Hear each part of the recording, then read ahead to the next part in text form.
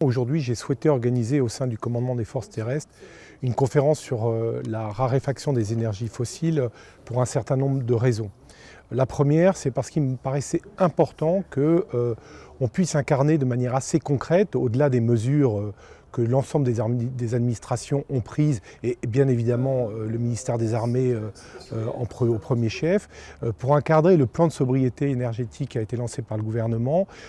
l'incarner de manière assez concrète, par le biais de cette matinée consacrée à la question de la décroissance des énergies fossiles. Ça, c'était la première raison. La deuxième raison, il me paraissait absolument essentiel que le commandement des forces terrestres, dont la mission principale est un producteur d'efficacité opérationnelle, c'est-à-dire qu'on prépare les unités de l'armée de terre à leur engagement opérationnel,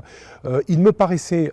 important que cet état-major, notre état-major, puisse réfléchir non seulement, comme il le fait chaque jour, sur les défis qui s'imposent à lui de manière quotidienne, mais aussi sur les défis qui vont s'imposer à lui dans les